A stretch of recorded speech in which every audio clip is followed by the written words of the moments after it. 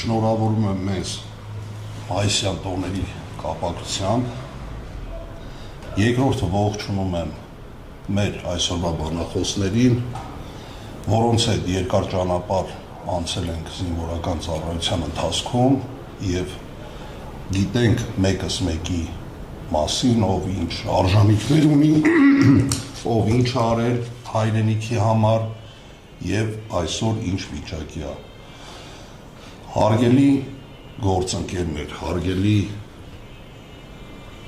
ընկերներ, այսօր մեծ պատիվ է մեր համար ձեզ հյուրընկալելու մեր գրասենյակում եւ եւս մեկ անգամ հիշել մեր լավ եւ վատ օրերը